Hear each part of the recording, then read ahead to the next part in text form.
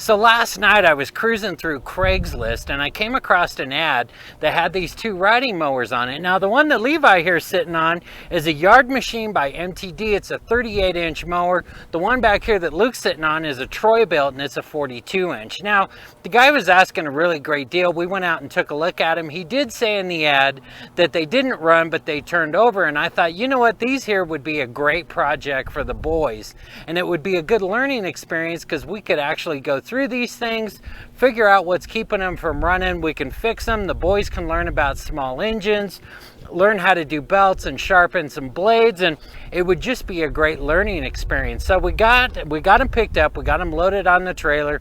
We just got back here to the house. So now what we're going to do is we're going to get them off the trailer, and those of you who watch my videos know I don't like working on anything dirty. So first step we're going to do after we get them off the trailer is we're going to get the pressure washer out. We're going to get them all cleaned up, and we actually decided to start with the Yard Machine mower, and we're going to play with that today, see what we can find out with it, and see if we can't get them running. Now, in the end, I only paid $250 for both of these mowers. So, you know, hopefully we can get them running. If not, at least it will be a great learning experience for the boys, but I'm pretty confident we'll be able to at least get this one running for sure.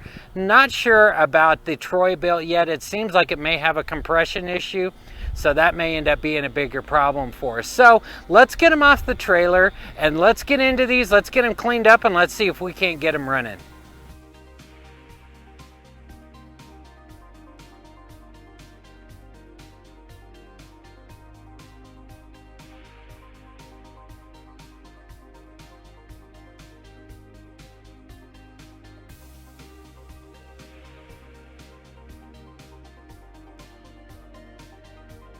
So we got the mower all cleaned off, everything looks good. Now we can get in here and actually start to do some work and some diagnostics. So the first thing we're gonna do is we're gonna go ahead and put some fresh gas in here. We've shut off the main shut-off line here for our fuel line that goes into the carburetor. We're gonna go ahead, we're gonna refill our fuel tank here, and we're gonna have to get a new strap for this because there isn't a strap in here. They had a tie strap or a bungee, if you will, but we'll get that fixed. So Luke's going to go ahead now and we're going to top off with some fresh fuel.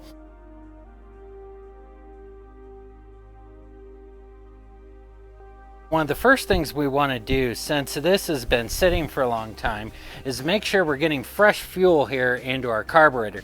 So what Luke's going to do here is there's a bolt on the bottom of the bowl here on the bottom of the carburetor. We're going to remove that bolt and we're just going to then turn on our fuel shut off here and just make sure we get fresh fuel into our carburetor.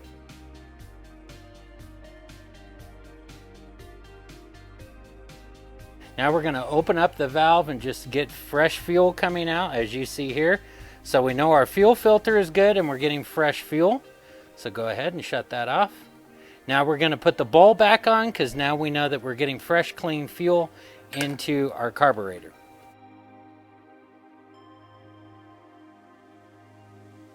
Now we can go ahead and turn the fuel back on to the carburetor so it gives our bowl a chance to fill up with fresh fuel. And we're good there. I thought I would try and show you why you want to do that, and hopefully you can see that in here. Maybe you won't, but there are all sorts of little chunks down inside of here. Maybe if I move it around a bit, but a lot of chunks inside that fuel. So we got that cleaned out, and that'll help keep our carburetor from getting clogged up. So now that we have that done, we're going to pull off our air filter here and just make sure that's cleaned out, blow it out with air if need be, and it'll give us access to the intake, so if we need to, we can use some starting fluid.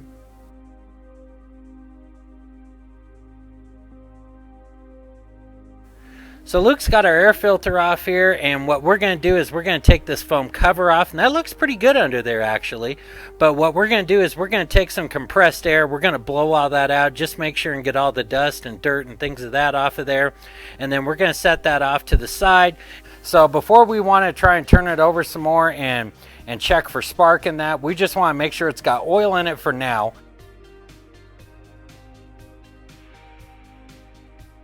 So Luke has our spark plug all nice and cleaned up and it's ready to go back in. Now this here is my spark tester, and what these do is either end here can come off depending on if you need it to be a 90-degree turn or a straight turn. And inside of here is a little light. So every time you're getting a signal to your spark plug to send spark into your cylinder to fire, it should turn on this light. That way you know that you're getting spark to your spark plug. And how these work is you would put this end here, doesn't matter either end actually, but this goes on your tester like this. On this end, it will go on your spark plug and clamp on just like that. And then your old spark plug wire that normally goes to your spark plug goes on this end, and that way it's just in line. And then you turn your motor over and you want to look for this light to flash, and as long as that light is flashing, you know that you're getting spark to your spark plug. So now comes the fun part. So we've changed out our fuel. We got fresh fuel, made sure it's coming out the bowl of our carburetor. We've cleaned out our spark plug. We have our air filter off just for now. And so Luke, we know we have oil in it, so Luke is now anxious to turn this mower over, and let's see if this thing will actually start for us.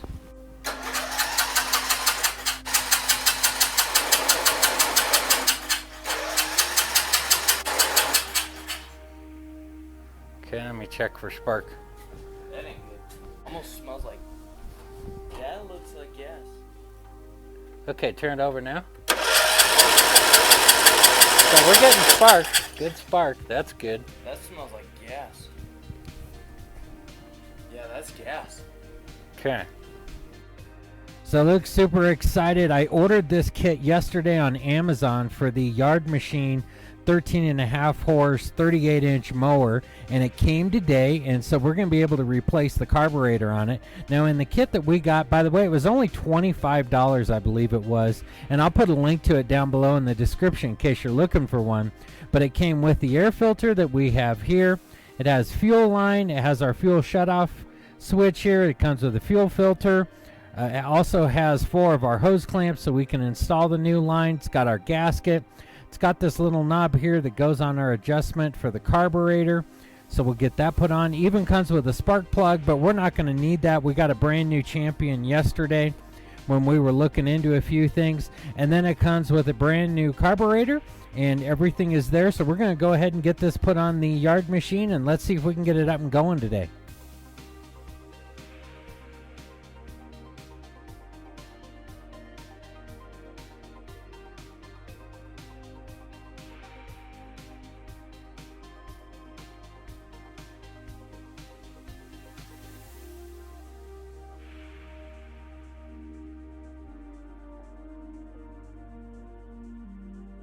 Luke went ahead and got the new carburetor put on. We got the fuel filter put on. We got our fuel turned on. And so now we're here for the moment of truth. And hopefully this new carburetor is going to get our mower up and running.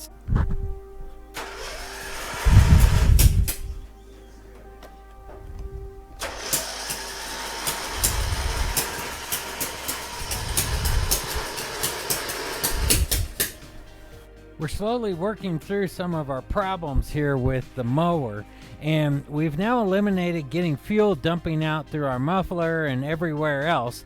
So we have the fuel issue fixed, but we're still getting a backfire. So what we're going to do is we're going to go ahead, we're going to pull this cover off here so we can get some access to the flywheel. And I wonder if the keyway hasn't sheared off and that our timing is off, which is causing our backfire.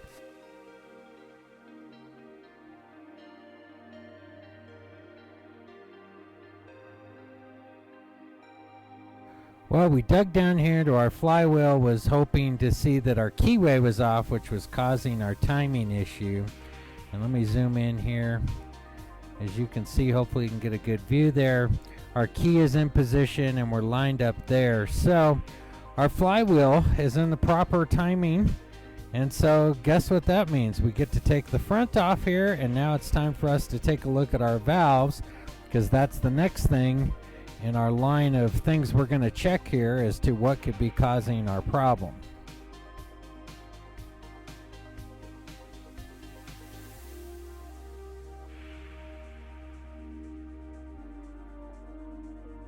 We did end up checking to make sure that we had our keyway up here on our flywheel, and we do have our keyway there. I believe when we checked off, we had eliminated getting fuel coming out everywhere by installing a new carburetor such as we have here, but we were still getting a backfire that was actually coming back through the carburetor. So we wanted to make sure that our timing was still correct. That's why we checked to make sure our keyway was still good up here on the flywheel. Everything is good there. So then the next thing I decided to do is take off our access plate here to get inside and take a look at our two valves. We have our intake and our exhaust valves in there, and see what kind of motion we were getting. And I'm going to show you an up close of that here. And basically when I turn the motor, what I would get is I would get about a 3/8 to a 1/2 inch play on our exhaust valve, and on our intake valve it would move maybe 1/8 of an inch. And so that explains why we're getting so much back pressure that's coming through our carburetor. Apparently at this point I believe we have a worn cam inside of there. So what I did in between our last video and this one is I hopped online and I found one of these new old stock cams that is for this particular motor here. So we have a nice new cam that we're going to get installed here, and hopefully that's going to take care of our issue with getting our backfire and pressure coming back through the carburetor. And so what we're going to be doing now is we're going to go ahead and get our flywheel taken off again. We're going to get our oil drained out. Then what we're going to do is disconnect our belt from down below, and then we're going to take off our our 4 bolts. Sorry about that. And we are going to pull this motor out. We're going to wash it all down, clean it up. Those of you who watch my videos know I hate working on a dirty motor, and this thing's dirty. So we're going to clean it right down to everything. Now I did order a seal kit and a gasket kit for this thing. So we're going to go ahead, we're going to pull the head off, clean all that up. We're going to replace the head gasket on there. All the gaskets, basically we have a kit that's going to replace all the gaskets on this. So we're going to go through it, get all of our gaskets replaced, get the cam put in, get it all put it back together, and then what we're going to do is get this thing up and running here.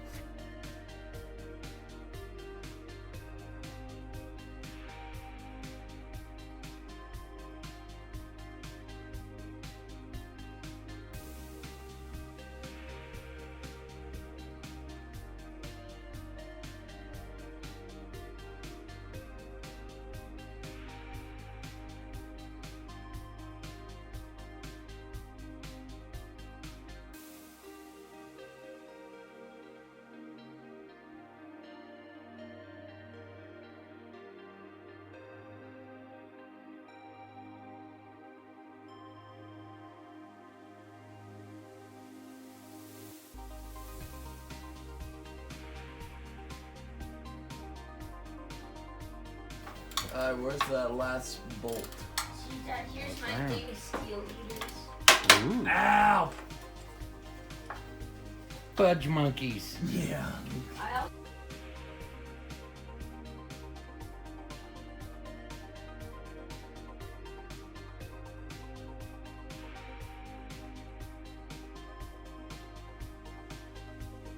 I just want to get this apart. We're going to clean up the head, get everything out there. We're going to get our bottom cover here taken off to get inside. Once again, I don't know if I brought this up earlier or not. I have never dug into one of these motors before, never actually worked on one before, so this is a real big learning curve for me. I just thought it would be a lot of fun to bring y'all along with me here on this, and maybe down the road this video can be helpful to some others who are trying to do some work on their motor. So the first thing we're going to do is we're going to get these head bolts off of here and get these get this head off. And so we have 9 bolts that are along through here that secure this in. They're a 13 millimeter. I'm going to go ahead and remove those now.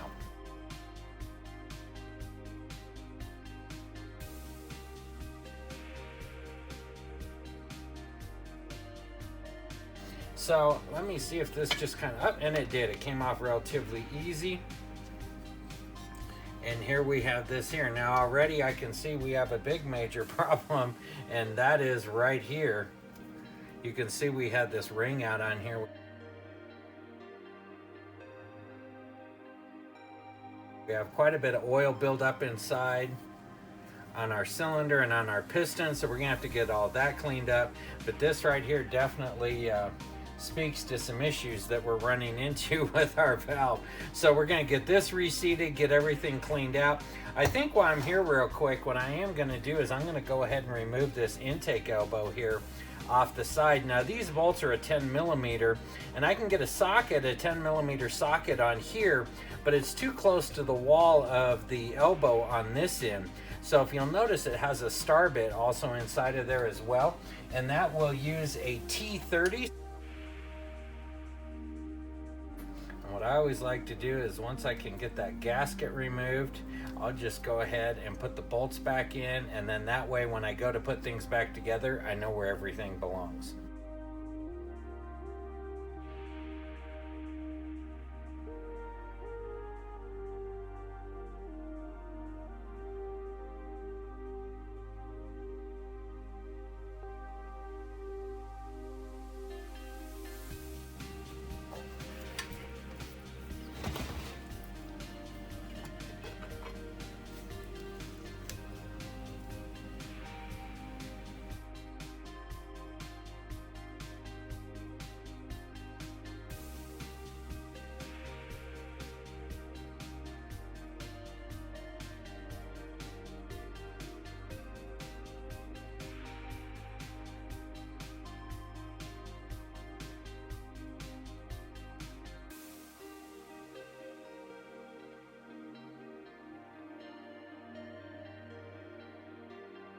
Now we're ready to go ahead and disconnect our connecting rod on here. You have two bolts that are going to secure this, and one of these is a 10 and the other is a 13. We're going to go ahead and take those out now and then slide our piston out.